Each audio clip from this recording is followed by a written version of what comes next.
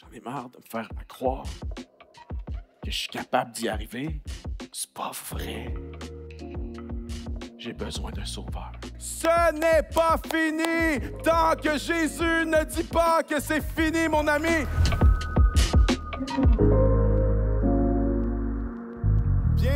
Bienvenue tout le monde.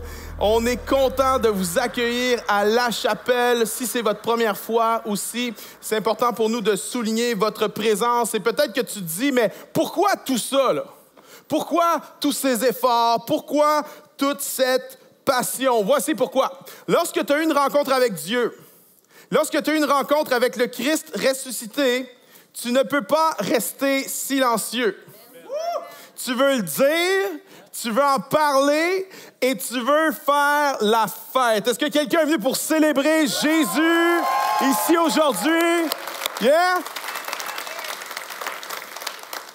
Alors, bienvenue à vous. Mon nom, c'est David. Je suis pasteur principal ici à La Chapelle. Et à chaque semaine, on a des gens qui sont avec nous pour les premières fois.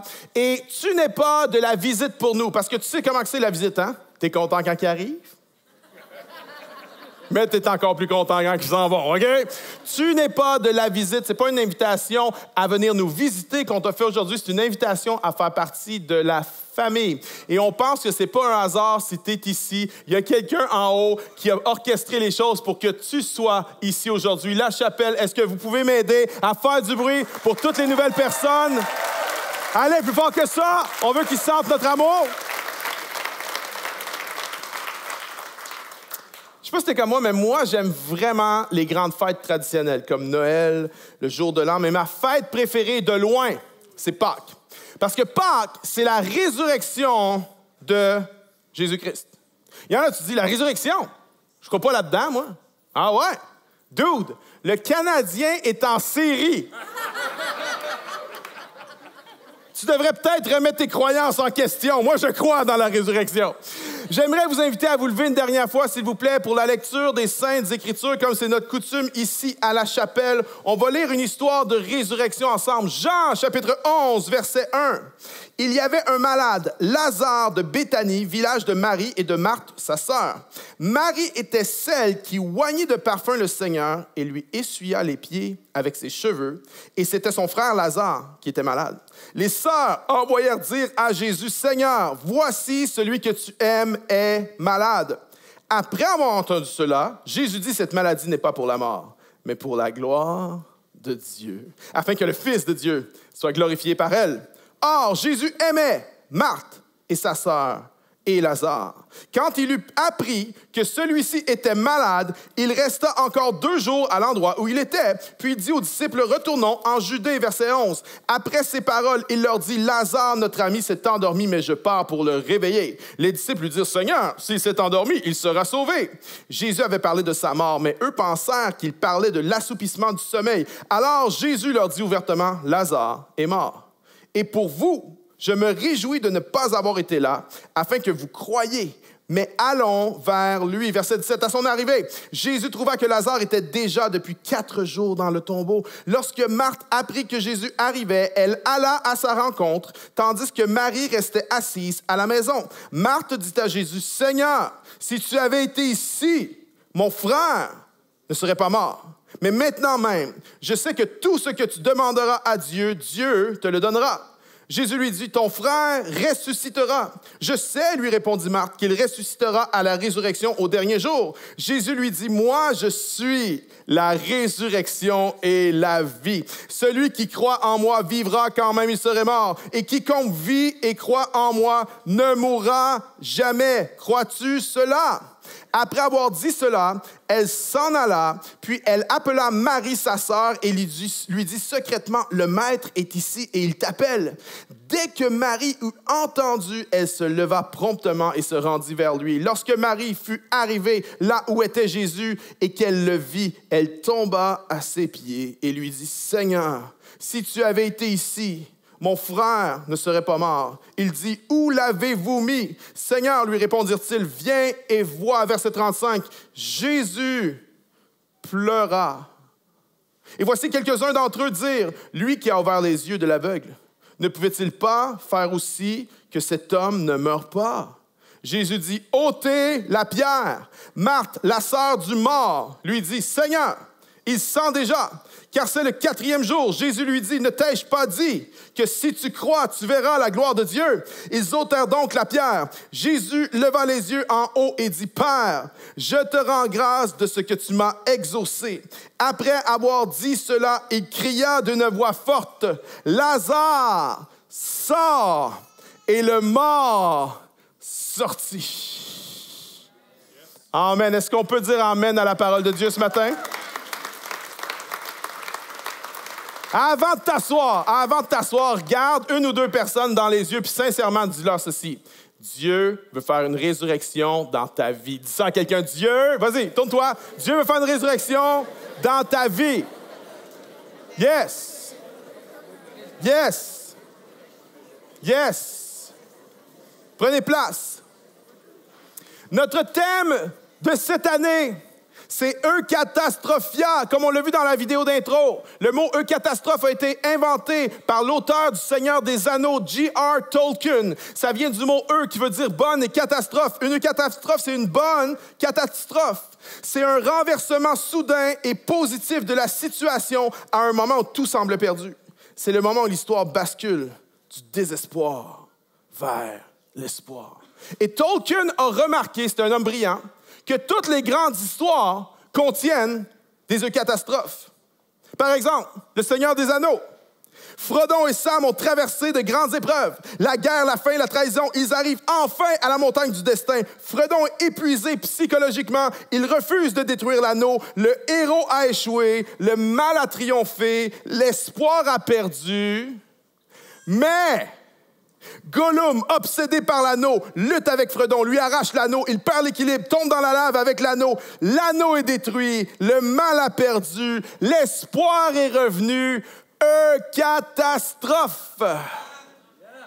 Ce pattern se retrouve dans des histoires comme Star Wars, avec Luke Skywalker, Darth Vader et le combat contre le côté obscur. Ce genre de pattern se retrouve dans Cendrillon, avec le prince charmant et sa méchante belle-mère. Ce pattern se retrouve dans La Belle au bois dormant. Aurore est victime de la malédiction de Maléfique et tombe dans un sommeil éternel. Maléfique a emprisonné le prince Philippe, le seul capable de briser la malédiction par un baiser d'amour véritable. Mais les trois bonnes fées se lancent dans un plan de sauvetage audacieux. Elles libèrent le prince, l'envoient affronter Maléfique, qui se transforme en un dragon gigantesque. Tout semble fini. Le mal a triomphé. L'espoir a perdu. Mais, merci, on va recommencer. Le mal a triomphé, l'espoir a perdu. Mais, dans un acte de courage extraordinaire, le prince Philippe terrasse le dragon, atteint le château, réveille Aurore par un baiser d'amour véritable. Le monde s'éveille, le soleil revient, l'espoir renaît, l'amour a triomphé. Catastrophe. Yeah. Catastrophe. Le même pattern se retrouve dans La Matrice. Le même pattern se retrouve dans Peter Pan et dans La Belle et la Bête. En fait, toutes les grandes histoires racontent la même histoire. Et c'est intéressant parce que malgré les critiques des élites culturelles d'aujourd'hui, malgré les critiques des élites intellectuelles d'aujourd'hui qui parfois n'aiment pas les histoires fantastiques parce que selon eux, ça promouvoit des idées rétrogrades et des fins heureuses irréalistes. La question c'est, mais d'abord, pourquoi Hollywood continue à recycler les mêmes histoires encore et encore? Puis quand ils essayent de nous en donner une qui n'est pas la vraie affaire, on ne l'aime pas. Elle fait un flop au box-office. Quand tu ne respectes pas la méta-histoire dans ton histoire, elle ne pogne pas. Il n'y a pas de cash à faire avec ça. Pourquoi on en redemande? Pourquoi on en veut tant? Voici pourquoi. C'est parce que ces histoires-là viennent mettre en lumière les aspirations les plus profondes qu'il y a dans l'âme humaine. La Matrice nous rappelle que parfois on se sent pris dans une existence monotone.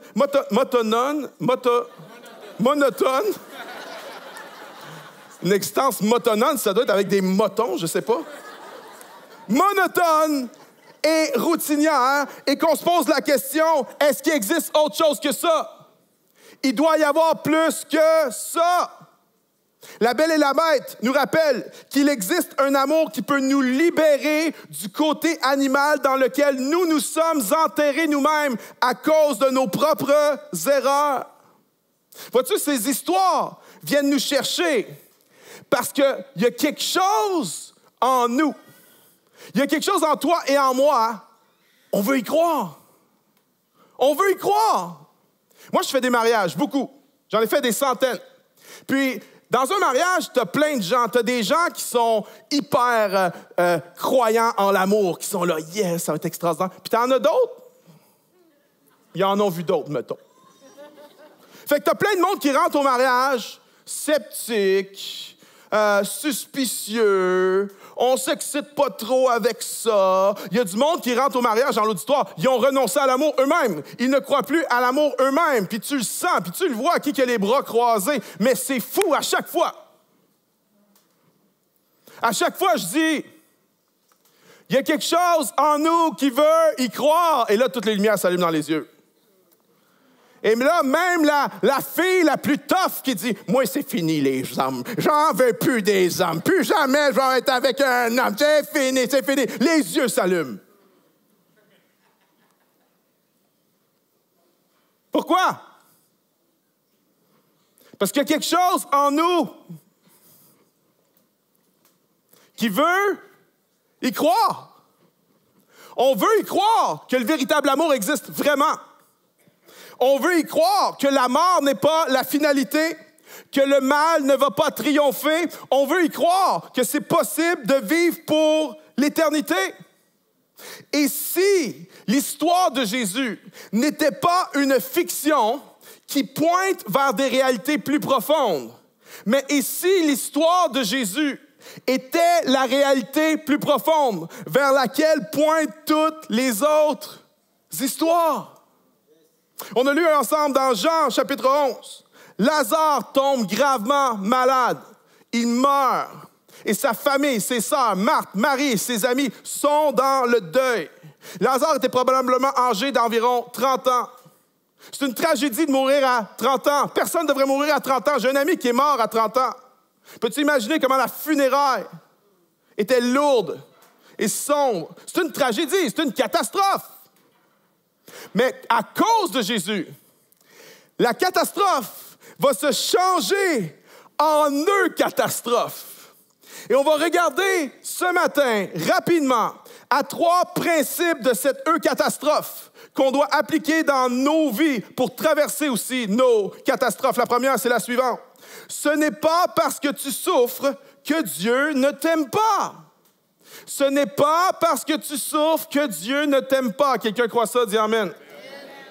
Dans le texte, ça nous dit 3 fois, au verset 3, au verset 5, au verset 36, 3 fois, ça nous dit que Jésus aimait Marie, Marthe et Lazare. Jésus les aimait. C'est ça la table qui est mise dans le début de l'histoire. Et là, le verset 6 vient comme un cheveu dans la soupe. Pourquoi? Parce que s'ils les aiment, tu t'attends à ce que lorsque Lazare va tomber malade, Jésus va courir.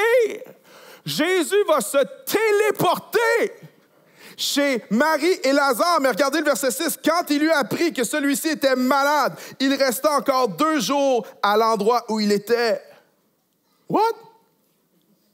Faut que tu comprennes quelque chose. Jésus est le faiseur de miracles.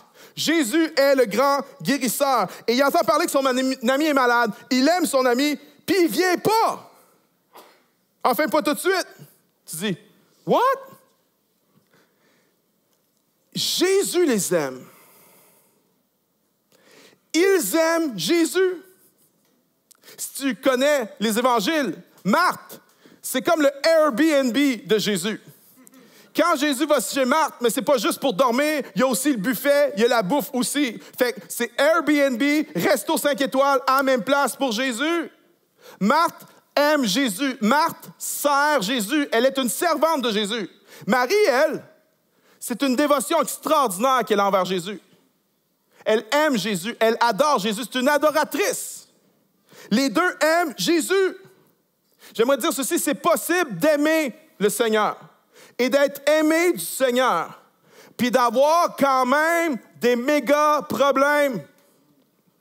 C'est possible d'aimer le Seigneur et d'être aimé du Seigneur et de traverser des tempêtes dans ta propre maison, de traverser des choses difficiles dans ta propre vie. Imagine la scène, là. Lazare est malade. Si on envoie chercher Jésus, c'est pas parce que Lazare a juste une petite toux.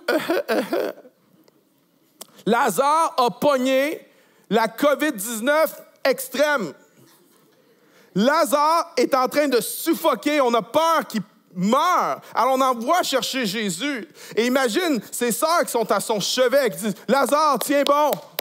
Lazare, lâche pas! Un effort de plus, Lazare! » Et Lazare, son souffle commence à manquer. Et là, ses sœurs disent « Lazare, souviens-toi, c'est Jésus! C'est notre ami!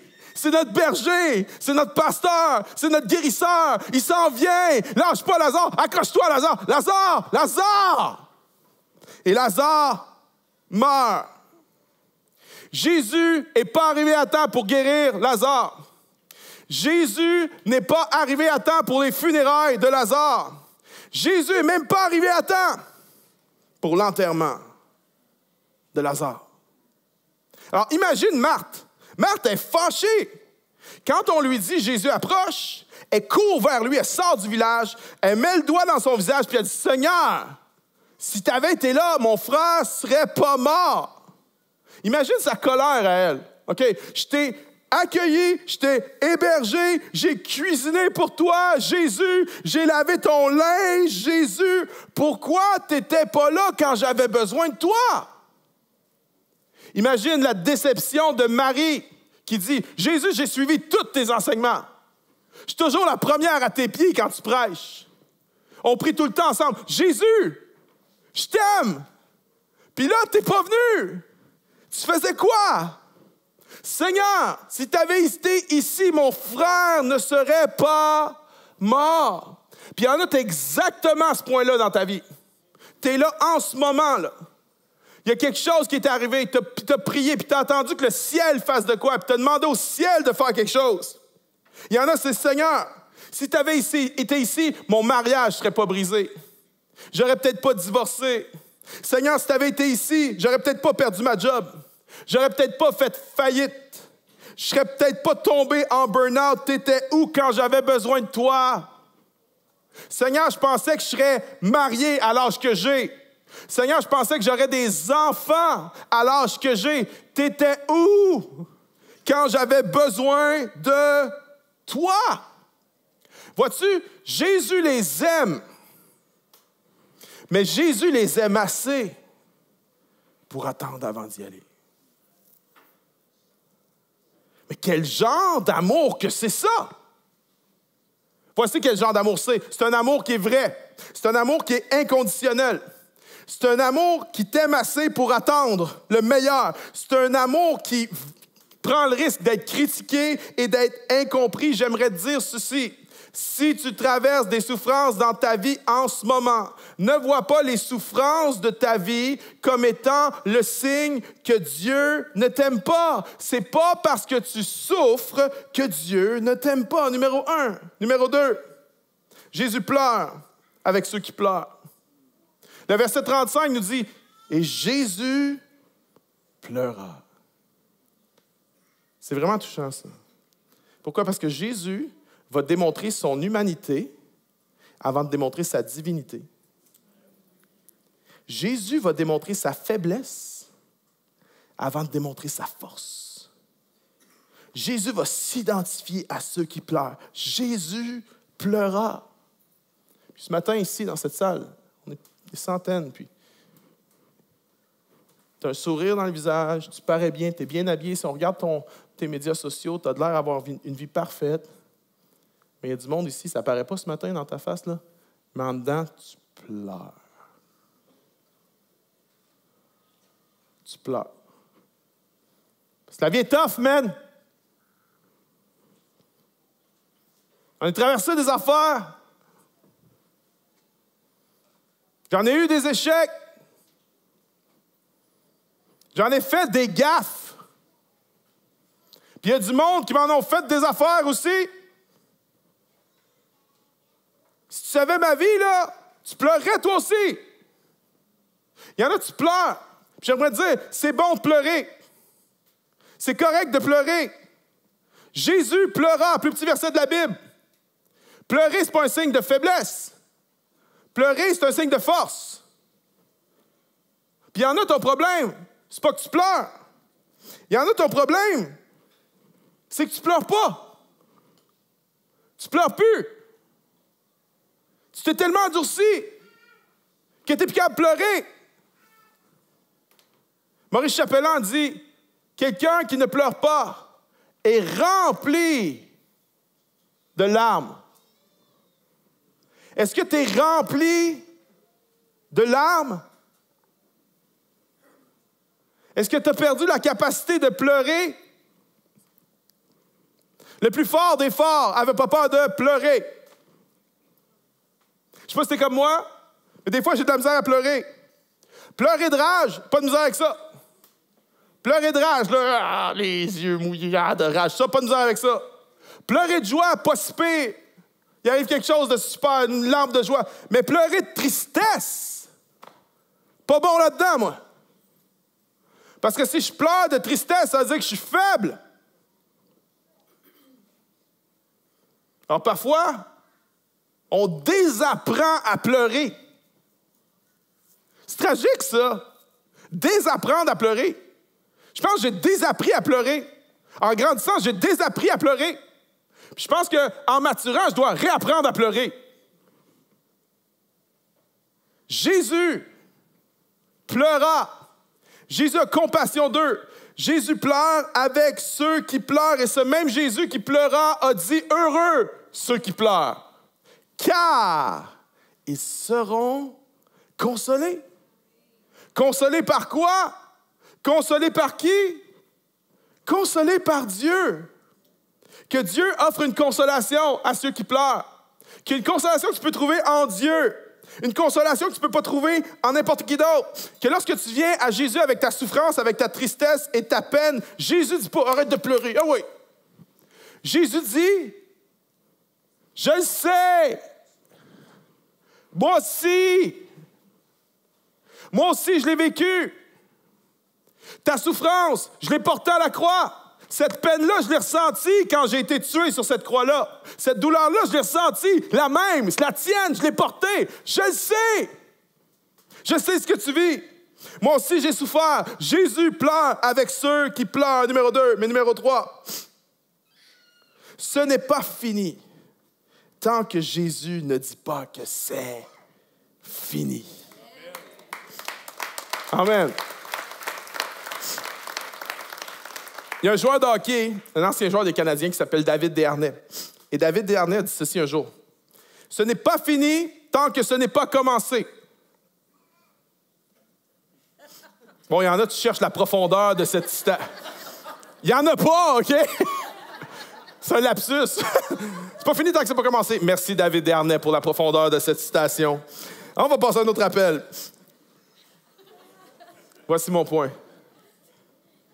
C'est pas fini tant que Jésus ne dit pas que c'est fini. Ce jour-là, tout le monde pensait que c'était fini. Pourquoi? Parce que les Juifs, à l'époque, croyaient que l'âme d'un défunt tournait ou restait près du corps pendant 3 jours. Mais après 3 jours, le corps commençait à se défigurer et l'âme quittait le corps pour toujours. C'était la croyance à l'époque. Et Lazare est mort depuis, non pas 3, mais 4 jours. Alors, tout le monde pense que c'est fini. J'aimerais te poser une question. Quand il y a une impossibilité dans ta vie, quand il y a une difficulté dans ta vie, avec quelle lentille tu viens définir cette réalité-là? Est-ce que tu es le genre de personne qui dit « Moi, ce qui est vrai, c'est ce que je vois. » C'est juste ce que je vois qui est vrai. Je suis une personne logique, je suis une personne rationnelle, je suis une personne scientifique. C'est juste ce que je vois qui est vrai. Puis si je ne le vois pas, c'est pas vrai. J'aimerais dire, c'est pas toujours comme ça. Souvent, il y a des affaires qui sont vraies, mais tu les vois pas. Parfois, ça a l'air mort, parfois, ça a l'air fini, mais ça ne veut pas dire que c'est fini. Et la réalité, c'est que si ta réalité, c'est seulement ce que tu vois, tu vas traverser des périodes de grande noirceur dans ta vie. Il y en a, ta réalité, c'est pas ce que tu vois, c'est ce que tu ressens. Ta réalité, c'est les montagnes russes de tes émotions. Fait que quand tu es heureux, ta réalité, c'est seulement ça. Puis quand tu es misérable, ton existence au complet est misérable. Comment définir la réalité quand on traverse des choses? Est-ce que c'est ce qu'on voit? Est-ce que c'est ce qu'on ressent? Regardez ce que Jésus a dit. Moi, je suis la résurrection et la vie. Celui qui croit en moi vivra, quand même il serait mort. Et quiconque vit et croit en moi ne mourra jamais. Croire 2 fois. 3e fois. Crois-tu cela? Croire. Vois-tu, en tant que chrétien, notre réalité n'est pas définie seulement par ce qu'on voit. Notre réalité n'est pas définie par ce qu'on ressent. En tant que chrétien, la réalité, on la définit par ce que l'on croit. Et ce qu'on croit vient des paroles de Jésus. C'est ces paroles à lui qu'on croit et ma réalité est définie par ce que je crois. Peu importe de ce que ça a l'air, peu importe ce que je ressens, ce n'est pas fini tant que Jésus ne dit pas que c'est fini. Il y en a en ce moment, tu regardes à tes finances, c'est fini. C'est fini, j'ai pris trop de mauvaises décisions, j'ai été dans le déni, j'ai été dans l'entêtement. Il y a quelques mois, il y a un jeune de notre église qui est venu me voir, puis il dit « Pasteur David, j'ai un gros problème. » Il dit « J'aimerais ça t'en parler. » Puis il est venu me voir pour des conseils. Puis il m'a expliqué qu'il était en train de subir les mauvaises décisions financières de quelqu'un d'autre et il y avait une dette de 80 000 $ d'accumuler. Il ne savait pas. Et c'était pas le genre de dette que tu fais faillite puis la dette disparaît. C'était pas ce genre-là. J'ai pas le temps de parler de ça, mais... Puis, il est venu me voir pour des conseils, puis savez quoi? Moi, je suis pas pire en conseil. Pour vrai, moi, viens me voir. T'as un problème, viens me voir. On va t'en donner des conseils. Je suis bon en conseil, je suis habitué avec ça. Puis là, honnêtement, quand je regardais à ce que je voyais, quand je regardais à ce que je sentais, j'en voyais pas de solution. Fait que c'est ce que j'ai dit? J'ai dit, « Hey, je sais pas quoi te dire. Je ne sais pas quoi faire. Mais Jésus sait quoi faire? On va prier, mon frère. » Et on a prié ensemble, et on a fait confiance à Dieu, et les mois ont passé, puis je me disais, peut-être que Dieu va lui donner la force de payer cette dette-là, mais il va la payer pendant les 25 prochaines années. Mais on faisait confiance à Dieu. Et un vendredi soir, il vient me voir, gros smile, « Pasteur David, j'ai une nouvelle de fou. » J'ai dit, « Qu'est-ce qui se passe? » Il dit, « Tu ne devineras jamais. » Il dit, « Il y a quelqu'un qui a effacé ma dette. Ma dette est complètement effacée. » J'aimerais te dire, c'est pas fini tant que Jésus ne dit pas que c'est fini. Il y en a, tu regardes c'est pas tes finances, c'est ton mariage. Tu regardes à ton couple en ce moment, puis c'est en morceaux. C'est brisé. Puis quand tu regardes à ce que tu vois, quand tu regardes à ce que tu ressens, tu dis, c'est fini, c'est fini. Mais j'aimerais te dire, ce n'est pas fini tant que Jésus ne dit pas que c'est fini. J'ai un couple d'amis qui ont traversé une histoire d'adultère horrible. La femme a commis l'adultère avec le frère de son mari. Je vous entends réagir, là, OK? Mais là, je vous dis, ne jugez pas. Ne jugez pas. Attention, on a tous le potentiel de faire des choses qu'on n'aurait jamais pensé faire. Une mauvaise décision, une petite mauvaise décision qui engendre une autre petite mauvaise décision, puis une autre, puis une autre, puis une autre, puis une autre, puis une autre. Puis finalement, tu te retrouves à faire des affaires que tu n'aurais jamais pensé faire. Attention à ne pas juger cette fille-là. Mais bon, moi, j'ai de l'expérience pastorale. Je sais déjà qu'un adultère, c'est parfois difficile à reconstruire. Mais là, c'est le plus abject que tu peux avoir, là. Puis honnêtement, moi, je manquais de foi pour ça. Je me disais, je regarde à ce que je vois, je regarde à ce que je ressens, c'est fini. J'avais même pas le goût de prier pour ça. Je me disais, ça donnera rien. Mais comme c'est ma job de prier,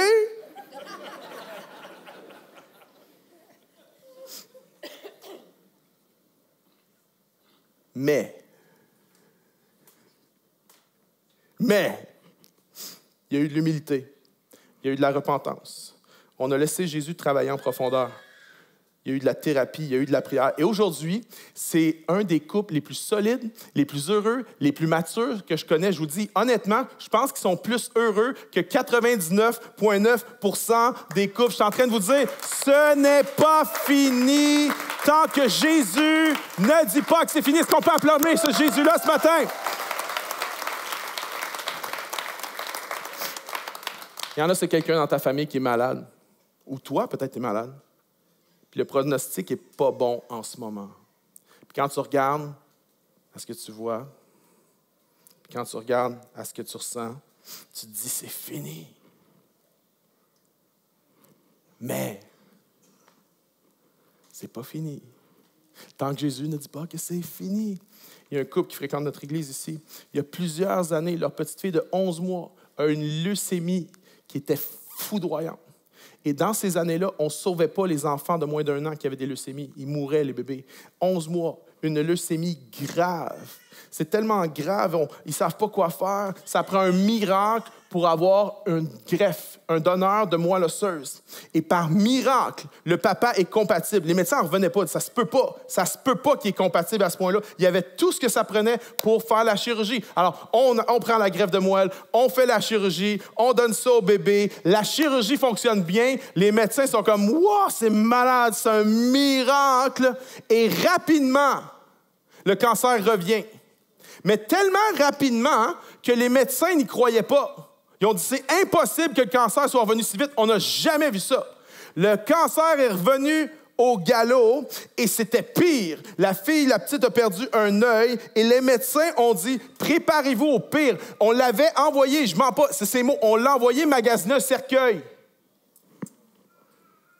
C'était tellement fini que Rêve d'enfant, qui est une fondation pour les enfants qui vont décéder, cette fondation-là paye des rêves aux enfants. Et là, dans leur cas, elle était tout petite, elle n'avait même pas 2 ans. Ils ont décidé de payer un voyage à Disney à toute la famille. Ils ont été à Disney ensemble. C'était comme la fin, là. C'était fini, il n'y avait plus rien à faire. Là. Rêve d'enfant ne paye pas des choses pour des familles que l'enfant va s'en sortir. Non, c'est la fin, c'est fini. Le médecin ne voulait même pas parler de guérison. Les médecins ne voulaient même pas parler d'étirer la vie de l'enfant. C'était juste qu'est-ce qu'on fait là. Il n'y avait rien d'autre que ça. C'était fini, fini, fini, fini. Mais à travers cette épreuve-là, le papa qui s'appelle Alain a fléchi le genou devant Dieu pour la première fois dans sa vie. C'est un gars qui avait grandi dans un foyer chrétien. Ses parents étaient des gens de foi, mais lui, il avait le cœur dur, puis il était fermé. Et pour la première fois de sa vie, il a fléchi le genou devant Dieu. Il a donné sa vie à Dieu, puis il a dit au Seigneur, « Seigneur, si tu viens la chercher, je vais t'aimer, je vais te servir. Si tu la guéris, je vais t'aimer et je vais te servir. » Et contre tous les pronostics, le bébé s'est mis à aller mieux. Le cancer régressait, les mois passent, la rémission, la guérison complète. Puis aujourd'hui, ça fait 36 ans de ça, OK? Puis la fille, il n'y a plus de traces de cancer. On lui avait dit qu'elle n'aurait jamais d'enfant parce que tout son système reproducteur était supposément détruit. Elle est mère de famille, elle a un enfant, elle n'a pas de cancer. Je suis en train de te dire, ce n'est pas fini tant que Jésus ne dit pas que c'est fini.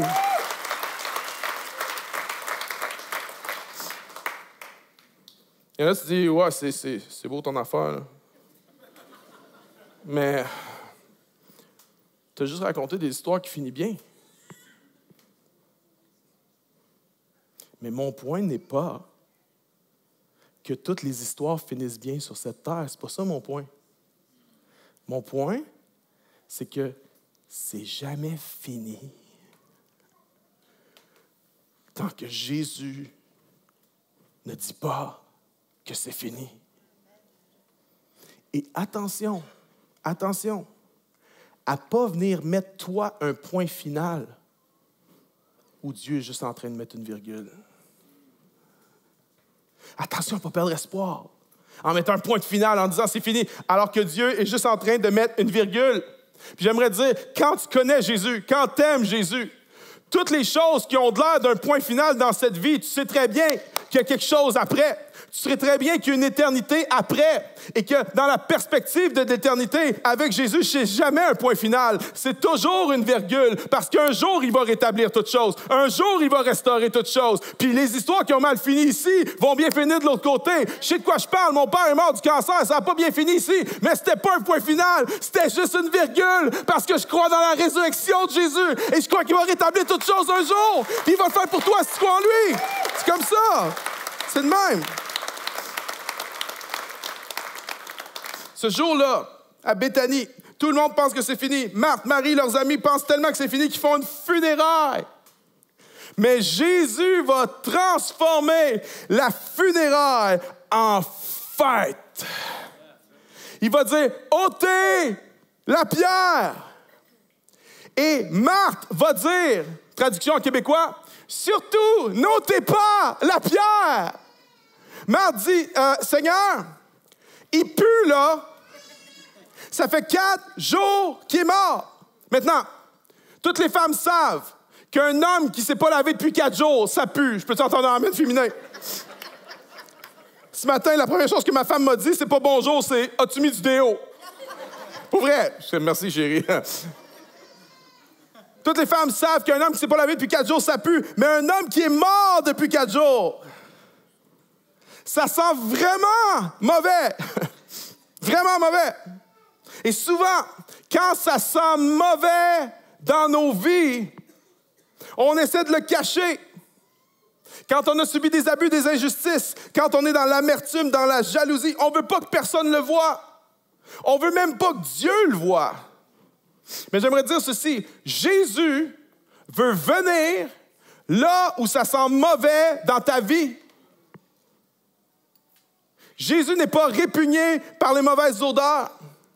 Jésus veut venir dans tes blessures les plus profondes, dans tes échecs, dans ta honte, dans ta culpabilité. Alors que tout le monde se bouche le nez et essaie de partir plus loin, Jésus dit, lui, c'est là que je m'en vais. Il veut venir là où ça sent pas bon, dans les endroits les plus secrets, dans les pires gaffes que tu as faites, que tu dis, je ne veux plus jamais faire ça, puis j'espère que personne ne saura jamais que j'ai fait ça. Il veut venir là, dans les endroits les plus secrets, dans les blessures les plus secrètes, dans les péchés les plus sombres et les plus sales et les recoins de nos âmes les plus reculés. Il veut aller là. Moi, je suis reconnaissant que je sers un Jésus qui n'a pas eu peur de mes mauvaises odeurs quand je suis venu à lui. Un Jésus qui n'a pas eu peur de mes dépendances. Un Jésus qui n'a pas eu peur de ma pornographie. Un Jésus qui n'a pas eu peur de mes craintes, de ma victimisation, de mon découragement et de mon désespoir. Non, Jésus n'a pas peur des mauvaises odeurs. Et peu importe ce que tu sens aujourd'hui, mon ami, Jésus, dis-moi, c'est là que je vais aller. C'est là que je veux rentrer. Il y en a, tu sens la prison. Jésus veut y aller. Il y en a, tu sens la rue. Jésus veut y aller. Il y en a, tu sens la piquerie, le strip club, le Pornhub, la prostitution. Jésus n'a pas peur des mauvaises odeurs. Ça s'appelle la grâce de Dieu. Va, Jésus! Va, Jésus! Jésus n'a pas peur. Pourquoi? Jésus, c'est la bonne odeur de Dieu. C'est le parfum de Jésus-Christ. Et Jésus peut entrer dans l'endroit le plus nauséabond et lui donner une bonne odeur. Alors Jésus va dire, ôtez la pierre. Et d'une voix qui a fait trembler l'enfer, Jésus a dit, Lazare, sors. Je vais vous le faire en québécois, OK? Lazare, sors. Et les théologiens disent que si Jésus n'avait pas appelé Lazare par son nom, le cimetière au complet se serait vidé. Au son de la voix de Jésus, au son de la parole de Jésus, au son de celui qui est la parole de Dieu, de celui qui était au commencement avec Dieu et qui était Dieu et qui a créé toutes choses. Au son de la voix de Jésus, mes amis, celui qui était sans souffle s'est mis à respirer. Celui qui était inanimé s'est mis à bouger. Celui qui était mort a été ressuscité. Ce n'est pas fini tant que Jésus ne dit pas que c'est fini, mon ami. Ne perds pas l'espoir.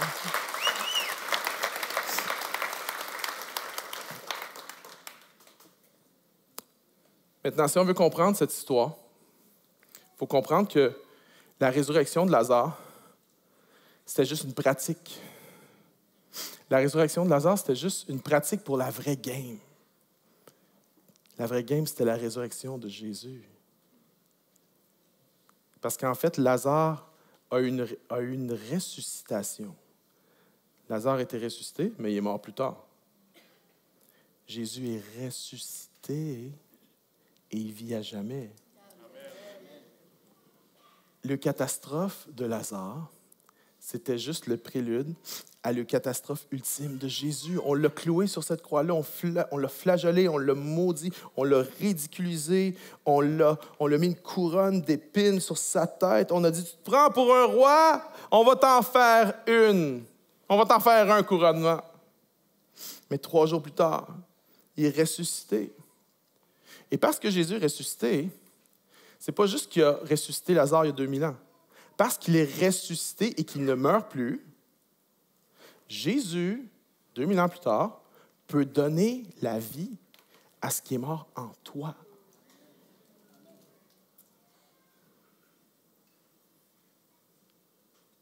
Qu'est-ce qui est mort? Est-ce que tu as mis un point final où Dieu est juste en train de mettre une virgule?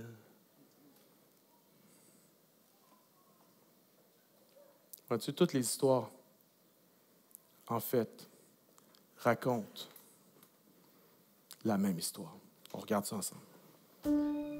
Je fais ma vie, tu sais, j'étais très... Ma mère tirait aux cartes, les énergies, les auras, le New Age, comme on appelle, là. J'ai grandi dans une famille catholique. Je me suis fait baptiser.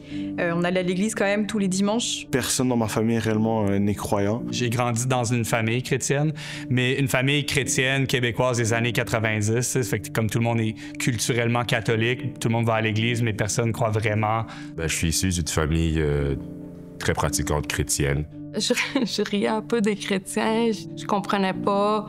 C'était très abstrait. Je voyais plutôt Dieu comme un outil, un objet que je pouvais utiliser pour avoir des bénédictions, pour faire des miracles. J'étais quelqu'un d'extrêmement anxieux, crise de panique.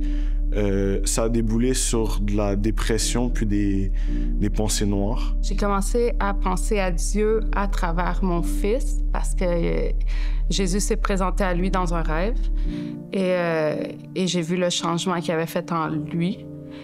Et ensuite, il s'est présenté à moi dans un rêve aussi. Et en lui, mais je lisais pas la Bible, j'allais pas à l'église, j'avais pas cet intérêt-là, je savais juste qu'il existait. Je me mettais toujours en question par rapport aux raisons que je faisais. Est-ce que je suis digne? C'est vraiment, je te dirais, ces périodes-là que j'ai vraiment remis sérieusement en question, en fait, pourquoi j'étais chrétien. Je me sentais un peu vide. J'arrivais pas vraiment en fait à me sentir vraiment épanouie, de pas sentir vraiment aimée, puis d'aller chercher cet amour un peu partout, dans la validation des autres, que ce soit mes amis, que ce soit les hommes, dans les relations. Je donnais de l'importance à toute autre chose, mais je voulais pas donner la chance au christianisme. J'étais comme complètement fermé par rapport à ça. Pour quelqu'un qui promouvoit que l'ouverture d'esprit est si importante, puis j'étais en train d'empêcher cette connexion-là. Fait que pourquoi que je le fais pas? À l'âge de 14 ans, j'ai perdu mon meilleur ami dans des circonstances vraiment tragiques. C'était vraiment là à vraiment marquer ma vie. Puis un soir, après une énième crise de panique, après de l'anxiété à plus en finir, j'ai lancé une prière dans le vide, mais vraiment dans le vide. J'ai fait « Dieu, si t'existes, montre-le-moi, parce que sinon je vais passer à l'acte. » Cette soirée-là, je m'en vais au lit et en m'endormant, je sens une sensation de mort. Vraiment, j'ai l'impression que je suis en train de mourir. Je me rendais compte que j'étais vraiment pas heureuse puis que je cherchais en fait encore et encore la validation dans cette personne-là. Je sentais qu'il y avait quand même un vide et qu'il y avait quelque chose qu'il fallait que j'arrange.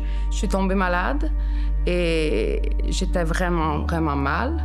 Alors là, j'ai prié. J'ai vraiment réalisé à quel point, OK, wow, la vie est réellement courte tout peut basculer comme ça. Le plus que je lisais, non seulement le plus que je comprenais sur moi-même, le plus que je comprenais sur les gens autour de moi, puis les relations interpersonnelles, puis notre société, puis beaucoup des valeurs auxquelles j'attitrais énormément d'importance se retrouvaient dans la Bible. Je me souviens, je me suis assise dans un parc, il faisait nuit, c'était en été, puis vraiment je me suis affalée et je me suis dit, Seigneur, c'est à ton tour parce que moi je sais plus quoi faire. Il y a un moment où c'était Pasteur Jasmin qui a fait un message. On avait une enveloppe où on devait indiquer un but à atteindre. Je me suis rendu compte que de faire le pas de foi entre mes croyances anciennes, la manière que je voyais le monde, était beaucoup plus grand que celui que je devais faire pour devenir chrétien. Puis j'ouvre mes yeux et Jésus est devant moi. Et Jésus est là et il me dit, va et vis, tout va bien aller. Et depuis ce jour-là, l'anxiété m'a quitté, les pensées suicidaires m'ont quitté, puis la vie est belle. J'ai prié avec toute mon âme, avec toutes mes tripes, comme on dit. Puis il m'a guéri. Il m'a guéri, puis il m'a guéri aussi de ma dépendance. Quand j'essaye d'être au contrôle, ça fonctionne pas. Je suis pas heureuse. Je te laisse diriger ma vie. Je te fais confiance, puis je te donne tout. Dès que j'ai reçu la lettre, je me suis mis à pleurer. Et je comprenais pas, je me suis dit, mais pourquoi je pleure comme ça? C'est quoi? Et avec du recul, c'était ma réponse. Je veux me faire baptiser. Je me rappelle du moment où j'ai choisi de l'accepter, c'était au Nouvel An. C'est ma belle-mère. Elle disait, je suis tellement content que vous avez pris les pas pour retourner à l'église, puis que vous apprenez à reconnaître Jésus, puis que vous avez ouvert vos cœurs à Jésus. Puis moi, je me disais, j'étais comme, pour la nouvelle année, je veux vraiment apprendre à ouvrir mon cœur à Jésus. Puis elle a dit ces mots-là, puis j'étais comme... Il y a quelqu'un qui me parle en ce moment, tu sais. Quelles sont les possibilités qu'elle dise les mêmes mots que j'avais en tête à même pas 1 minute d'intervalle au moment où est-ce que j'ai cette pensée-là? Fait que j'étais comme, OK, ben ça, c'est la confirmation, je dois le faire. Mais ça a été vraiment radical du jour au lendemain. J'ai passé de rien à tout. La paix que j'ai eue. J'ai eu une paix à l'intérieur, mais une paix que rien me perturbe. Cette paix que j'ai ressentie à ce moment-là, malgré la tristesse et malgré le rejet, je me suis dit, mais en fait, il y a que ça qui compte, en fait. En me réveillant, j'avais l'impression que c'était surréaliste, surréel, parce que je demande quelque chose et on me répond à la seconde. Puis, alors qu'il n'y avait pas réellement de foi derrière ma prière, donc...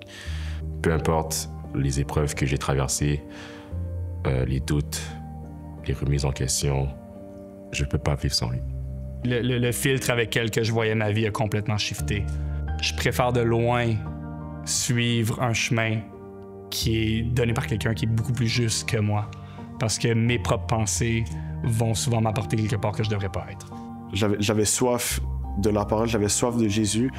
Je voulais juste en apprendre plus, parce que ça m'aidait à aller mieux. L'autre fois, justement, ma collègue a dit « Ah, j'aurais pas aimé travailler avec l'ancienne Virginia. » Là, je suis contente de travailler avec la nouvelle Virginia. Encore merci à ma belle-mère pour la confirmation. Ça sera probablement le meilleur allié et le meilleur ami que je pourrais jamais avoir. Mes parents, ils ont vu le changement et ils se sont dit « mais c'est incroyable. » Donc, Il a changé ma vie. Il a carrément changé ma vie. Ouais.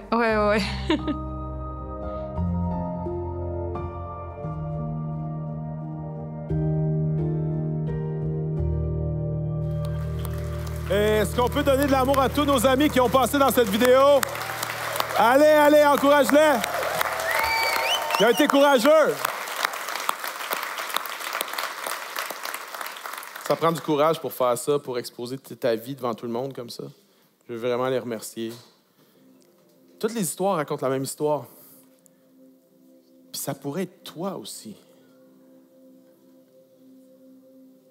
Est-ce que tu es prêt à donner ta vie à Jésus?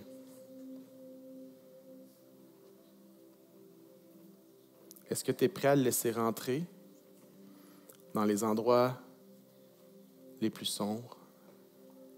Parce que, vois-tu, avec Dieu, si on dit « Ah oui, Dieu, aide-moi, Dieu. » Si tu ne le laisses pas rentrer dans les endroits les plus sombres puis nettoyer ça, c'est parce que tu n'es pas encore prêt à accueillir Dieu.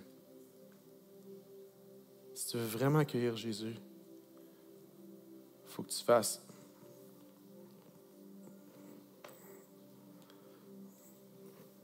Viens, mais c'est pas tout nice ce que tu vas trouver. Il y a des histoires du passé que j'aimerais mieux qu'il n'aient pas arrivé. Il y a des dépendances que j'ai en ce moment que je ne suis pas capable d'arrêter. Il y a des bonnes choses que je voudrais faire, puis je n'arrive pas à les faire. Je ne suis pas capable.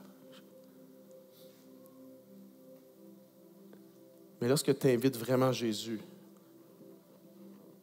dans tout ce qui est sombre, dans tout ce qui est sale, tu dis, j'en ai marre d'essayer par moi-même.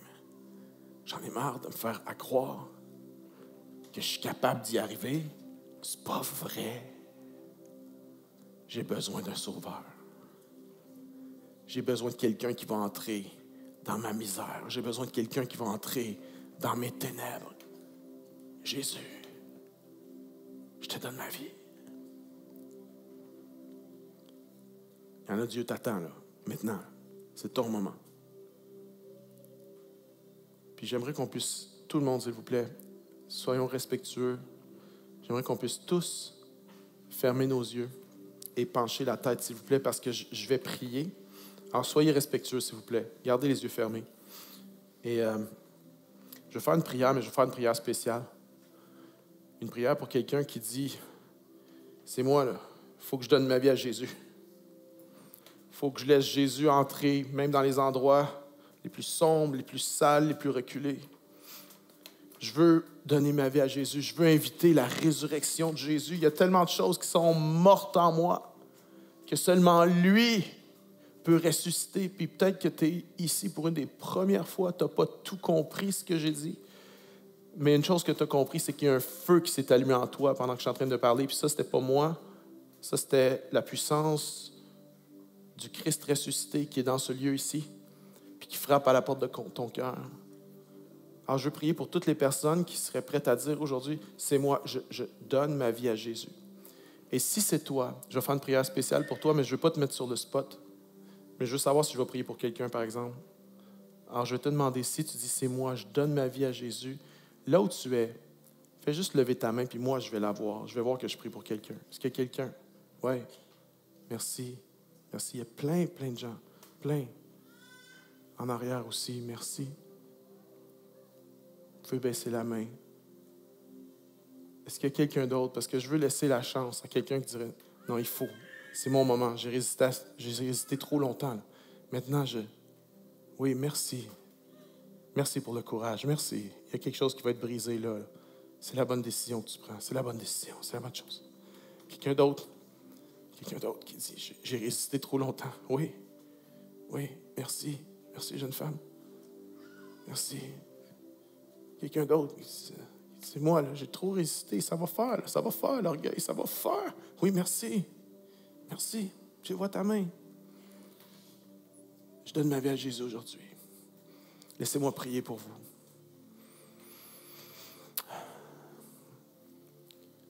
Seigneur Jésus, je te prie pour chaque personne qui a levé sa main ici ce matin.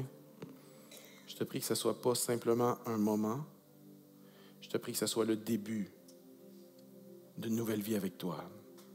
Alors que tu entres dans leurs ténèbres, que tu entres dans leur désespoir, alors qu'ils te donnent tout. Je prie qu'ils ne gardent rien, mais qu'ils abandonnent tout et qu'ils donnent tout et qu'ils reconnaissent qu'ils ont besoin de ce Sauveur, de ce Seigneur.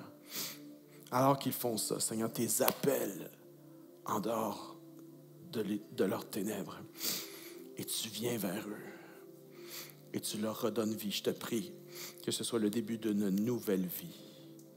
C'est en ton nom, Jésus, que j'ai prié pour eux. Et toute la chapelle qui le croit dit avec moi, Amen. Est-ce qu'on pourrait, s'il vous plaît, encourager toutes les personnes qui ont pris un pas vers Jésus, qui ont pris cette décision? Est-ce qu'on peut? Allez, faites du bruit pour eux autres.